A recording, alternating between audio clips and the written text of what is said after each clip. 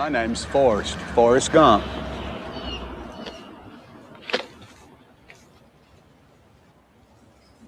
Do you want a chocolate? I could eat about 1.5 million of these. My mom always said life was like a box of chocolates. You never know what you're going to get. It's true, isn't it? It's true.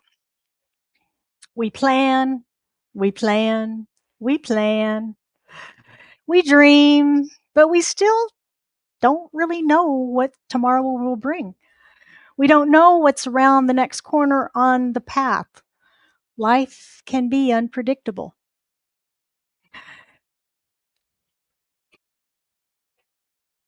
Did you ever receive these as a kid?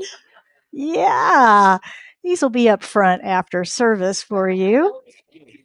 Yeah, we used to get those sometimes when I was growing up, and it was always a very fancy treat for us because we didn't do stuff like this very often. But back in those days, the lids didn't have what was in there. So it was always a guessing game of what you were going to get. And you'd stare and you'd stare and you'd stare to try to figure out where the caramels were.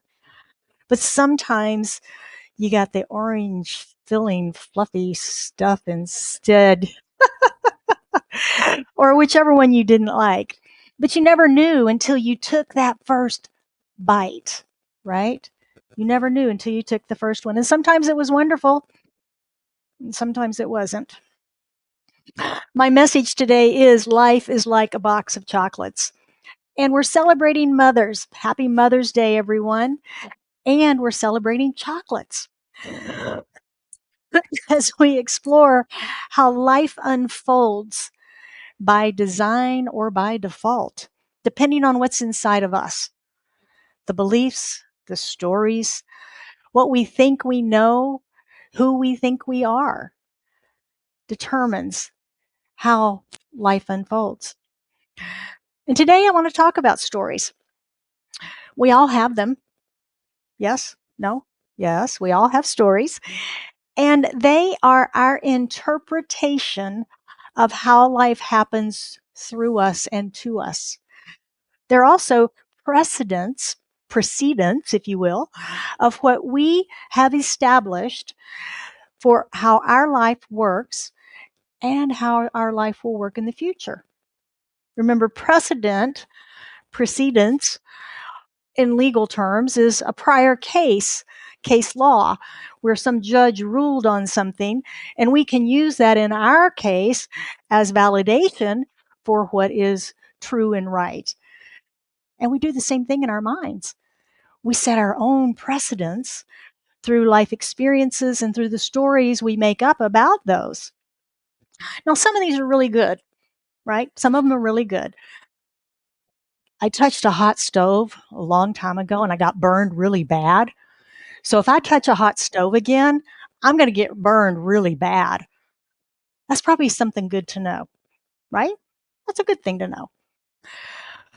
But what about the one that says, I had a boyfriend or a girlfriend or a wife or a husband and they broke my heart. So if I ever open my heart again, I'm going to get my heart broken. What about that one? What about that one? There are as many happy stories about romance and love as there are unhappy ones. Have you heard the statistic? 50% of all marriages fail. Well, do you realize that 50% are successful? Are you a glass half empty or a glass half full person? What precedent have you set for yourself for love and romance? That's just one example. Ernest Holmes is the author of The Science of Mind that we teach from, and one of the core messages that he has in The Science of Mind says principle is not bound by precedent. Principle is not bound by precedent. Principle, spirit, universal energy is unlimited. And we are the only ones that can limit its expression through us.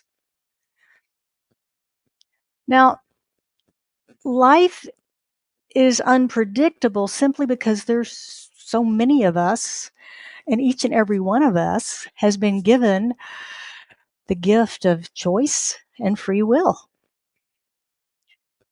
Everyone in this room, online, everybody around the world, bajillions and bajillions of us. And I don't know if you've noticed, but everybody doesn't make good choices. Just me that notices these things. And while we may not agree with them, we all have the right to make them, right? We have that ability. What if instead of expecting life to be fixed and always in alignment with us, we begin to anticipate its unpredictability? Now, my science and minders are going, oh, wait, we pray so it's predictable, right? But it's still unpredictable. Anybody ever been on a roller coaster? Looks like a train, right? On the track, chugga, chugga, chugga, chugga, chugga. But then it goes up, it goes down, and it goes right and left and around. It goes really, really, really fast. It is no simple little train. And life can be that way, can it not? Life can be like a roller coaster. Has anybody ever been, you don't have to raise your hand, has anybody ever been fired or demoted? Fired or demoted? Well, I've had the pleasure too, Jim, of both of those things in my lifetime. When I was 19 and moved to Dallas, Texas, from the little bitty town of Pembroke, Virginia, I got my first job there. And it was in an electrician's company. And I was there not quite a month. Friday afternoon, I got fired. I got fired. Now, I was surprised, but I wasn't. I didn't really like that job. I really didn't like that job very much, but I needed that job.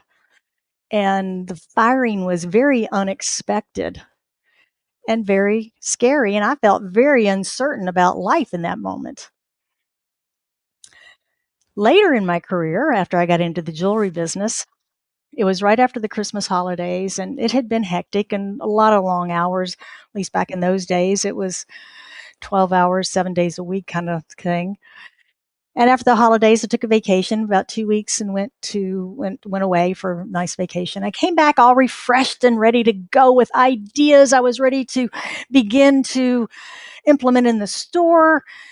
And before I could start doing that, I got a call into upper management, and they said, we're going to be demoting you from manager to assistant manager, and we're going to transfer you out to somewhere else, a different store, smaller store. I was devastated.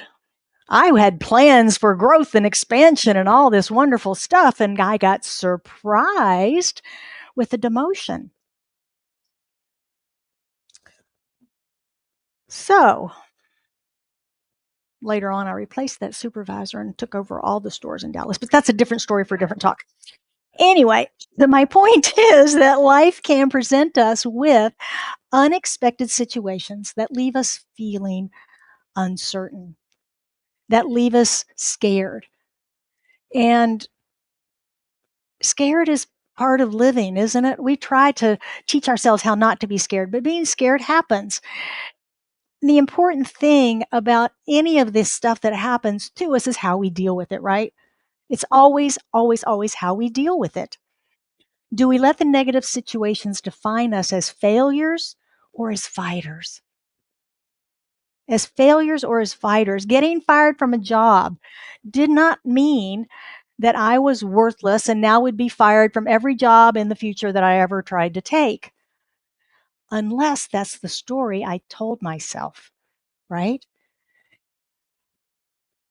Many of us are not aware of the negative beliefs and stories that we carry around, those associations that we've made over time when things have happened. The stories are the precedents that we set for ourselves. How many times do we consciously want a healing, a better job, more financial abundance? But yet we continue with the same thought patterns and the same stories we've been telling ourselves year after year after year. I want this, but I haven't healed this. And there's that disconnect. There's that disconnect. As I was looking at this Forrest Gump movie and pulling that quote this weekend, came across some of the Rocky stuff. Remember the Rocky movies from the 70s? Big franchise. How many do? 27 or something crazy? And then he came back in 2015 in that same franchise with Creed, I believe it was. Anybody see those boxing movies? They're all boxing. Well, in a boxing movie, you typically hear somewhere in there about get up on your toes, move around more. Don't be flat footed, right? Don't be flat footed. They keep them moving. They keep them moving and flexible so they're ready for wherever that next punch is going to come from to dodge it, evade it, or to meet it, right? Keep moving, stay flexible. And that's a great analogy for us and our lives is to stay flexible. Not necessarily that we want to become a boxer, right? Unless you do. That's nothing wrong with that if you do. Nothing wrong. But it means that we're always ready for what life tosses at us. Anybody had any surprises this year? The 5 months that we've been in this year. Anybody had any surprises yet? Sure, absolutely. Things we were not expecting. And if we're flexible, we can move with those, right? We can move with those. Ernest Holmes reminds us that life is to be lived. And the person who is the most flexible and non resistant to it not only gets along the best in it, but is the only person who is truly happy. That's a big statement. Now, we're not talking about going along to get along, right? We're not talking about that. That's a different thing. This is a true sense of embracing the flow of life through us, of recognizing when things change. Okay, we're going this way now. I need to change out of my cocktail gown and into blue jeans. Got it. It's a change. It's a shift, something different. We roll with the flow of life. Thomas Troward was one of Ernest Holmes' teachers, and he taught us that the infinite can do for us only what it can do through us, and that the power to be delivered must be equal to the instrument through which it flows. That's you. You are the instruments through which Spirit flows. How much of Spirit are you allowing to flow through you? How much are you allowing? Are you flexible and expansive for more? Are you rigid and closed minded? Sometimes we have stories about how much power, how much love we can allow through our lives, don't we? We have limitations. We have our self imposed ceilings that we have set. If your stories are limiting you, I would invite you to change them. We have that power. We can change our story. We can change our interpretation of the facts of things that happened. Make up a better story. Make up one that shows you possibility. Make up one that is from a more mature perspective than when you made up the other one because you're more mature now than you were even yesterday, right? A lot of things that happened to us when we're much younger, and we see them through a lens that is much different from the lens we look through today. So I invite you, if you've got some of those stories, look at them differently. I sometimes catch myself telling the, oh, ain't it awful story. Anybody else ever had one of those? Yeah. over and over and over again ad nauseum till I get sick of it. And I know y'all get sick of it. So I know you're tired of hearing it too. But yeah, I get caught in that sometimes. Now, part of that's human nature. We want to purge that stuff and get it out of us. That, I want to be heard. Oh, woe is me. Do you sympathize with me? Okay, good. Now let's move on. But sometimes we get hooked. Sometimes it becomes a habit. And when it becomes a habit, it's a bad habit. It's a bad habit because it gets embedded in us, in our subconscious, and we begin to use it as precedent for what's going to happen next. So that's a bad habit. If you have an old story you keep telling yourself and everyone else, I invite you to stop, to create a new narrative for yourself. Change your perspective of what happened, of what it means to you today, and more importantly, the precedent that it sets for you for tomorrow. Let's consider when I got fired at the young age of 19, I could have given up. Oh my gosh, country girl moved to the city and got fired on her first job. I got to pack my car up, move right back home to Virginia. I'm a failure. I am broken. I am worthless. Oh my gosh, I hope they'll give me that job back at that drugstore. I was good at that one. I bet they give me that one back. And I can go back there and I can live my life out. But I didn't do that. I didn't do that. I cried all the way home. I was terrified. I was alone in a big city. I didn't have any source of income. I didn't have rich parents, rich relatives. I didn't have anything. I had to figure this out. And so the next day I started looking for a job. And I was back to work in a week. I was back to work in a week. I could have told that story all of my life about how I got fired and how awful it was, that I'm no good.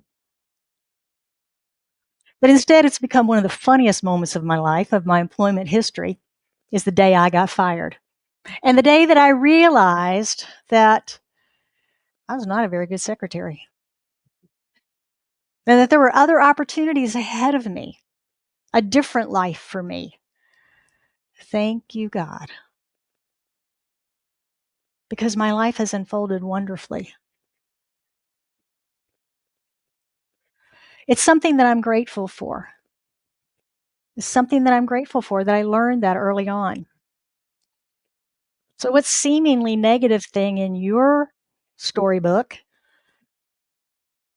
can you find gratitude for?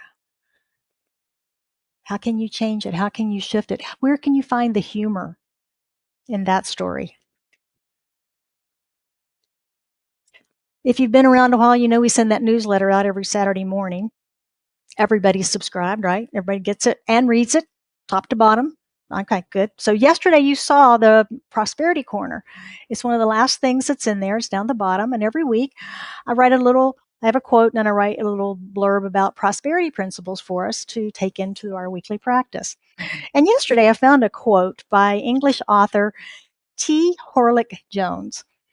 And he said, uncertainty is life's way of creating exciting opportunities for growth.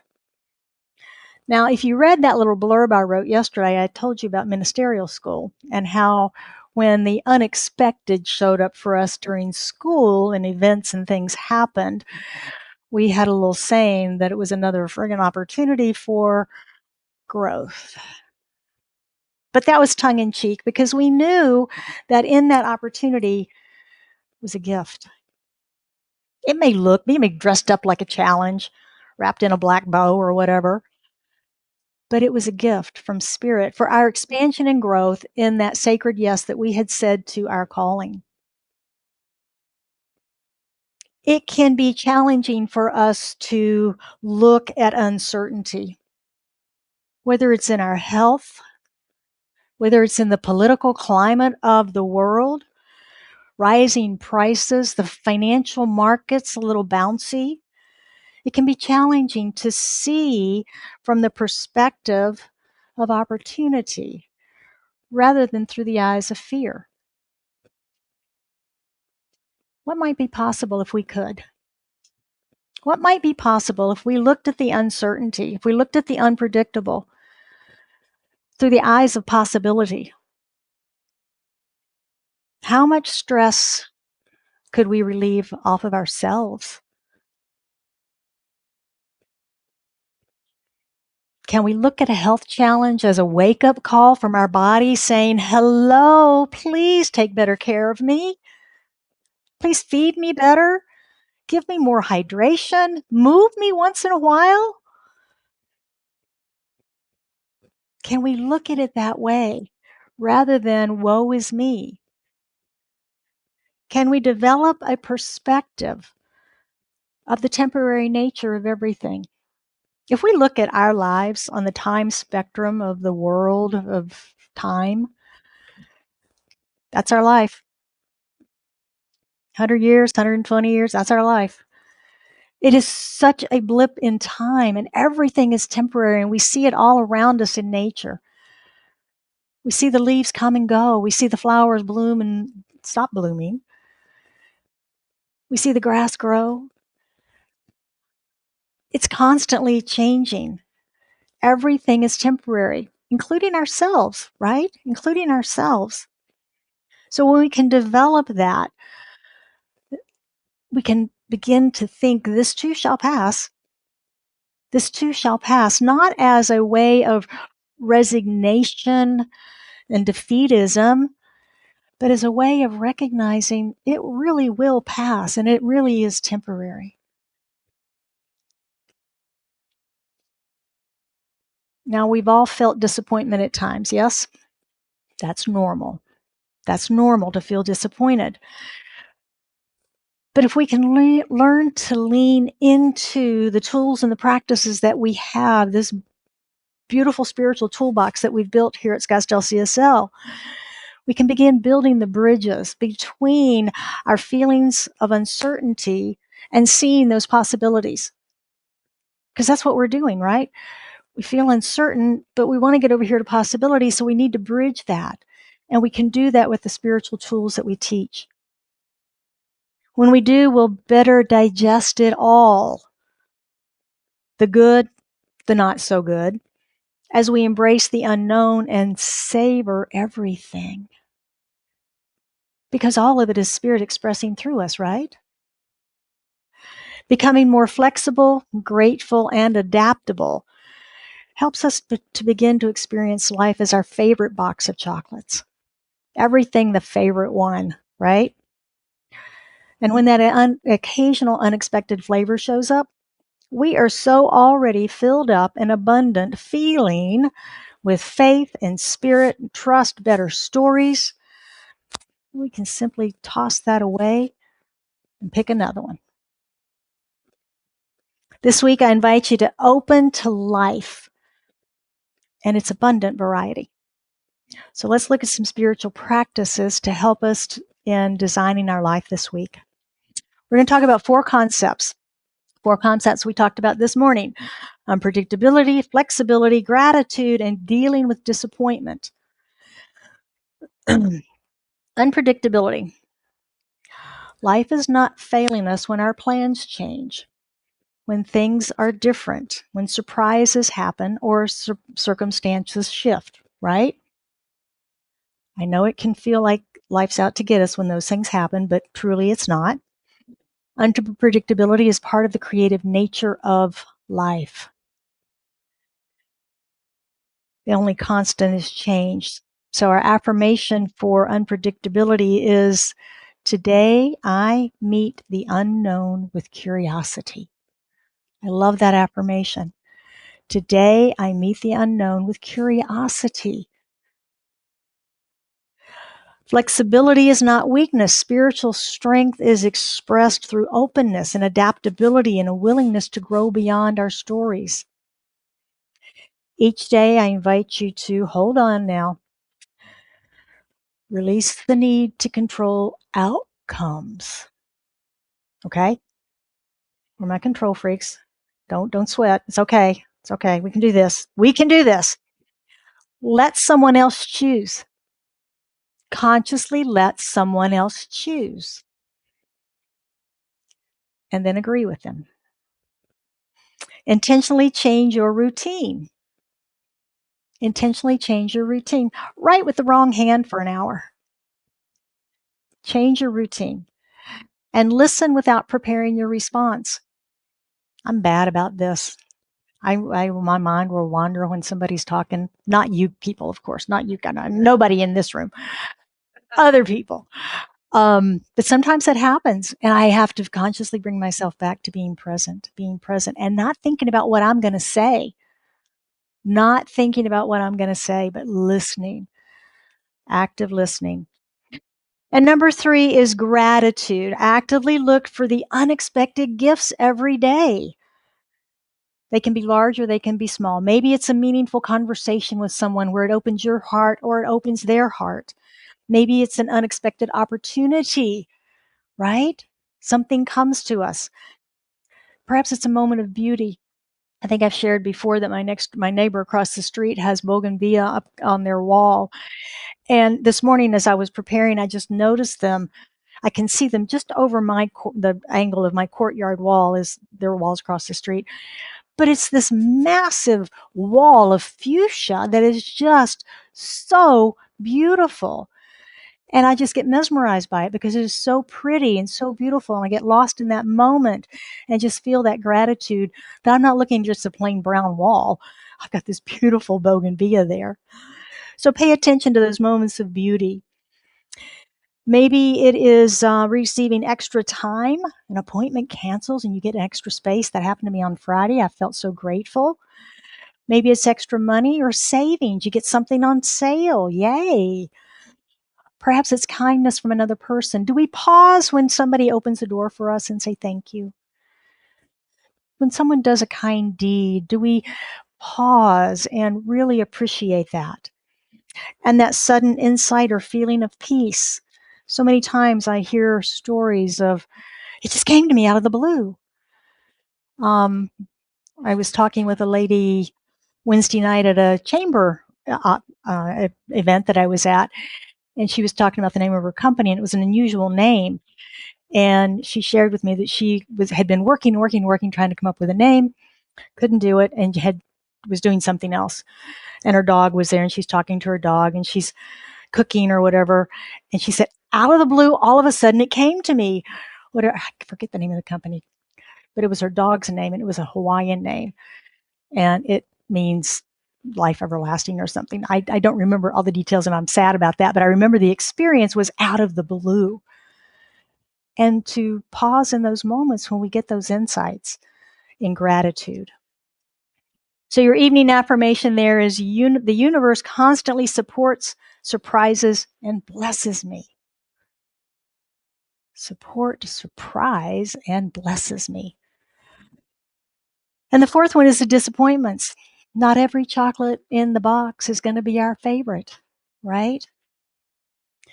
If disappointment happens to arise in you this week, I invite you to take 3 slow breaths, very conscious breaths, and then ask yourself, can I find self-compassion here in this moment?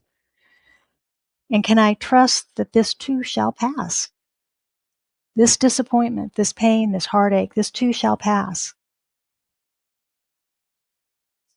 May we be aware this week that even the unexpected flavors are spirit expressing life as itself. I'll leave us with a final quote this morning from Ernest Holmes, who says, again, principle is not bound by precedent, and our good is not limited or conditioned by any good that has ever been made manifest. Your good is only limited by what's inside of you.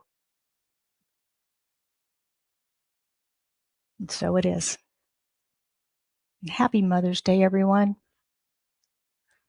You are blessed. Would you join me in prayer, please?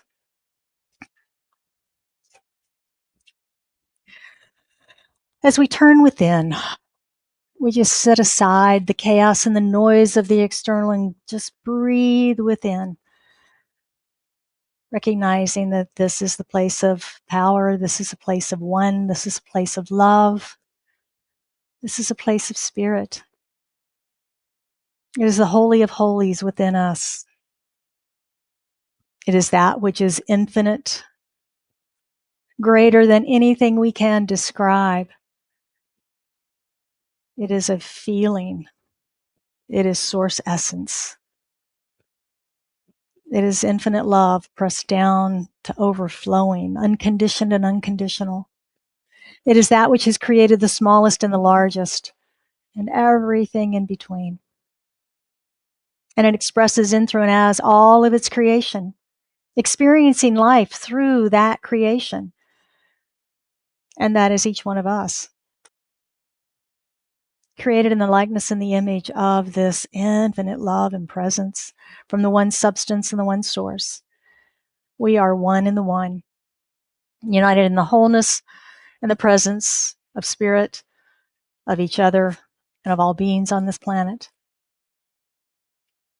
And so I speak my word for and about us, knowing that as we come together in this understanding of the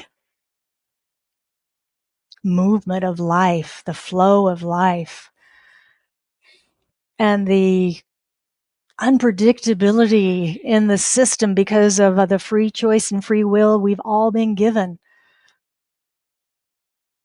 Just knowing that it is all for us, that the universe is for us, and it does bless us and surprise us each and every day. I know for anyone that has anything on their heart that they seek prayer around this morning, as they lift that into this prayer, that whatever needs to be revealed is revealed or healed. If there is financial flow or abundance that is needed, whatever it is, we just know that as that is lifted into this prayer and this high consciousness, that the law is working on it already and that it is being made manifest here and now. I bless our center and all who attend and support it, knowing that we are blessed to have this community, to be in community together. And I bless our beloveds that are unable to be with us this morning, knowing that they are in their perfect and right place, experiencing and expressing God in their own way. And so it is with a heart filled with joy, gratitude, and thanksgiving that I release this prayer into the action and activity of law, knowing that it is done, it is so. And we affirm this truth together by saying, and so it is.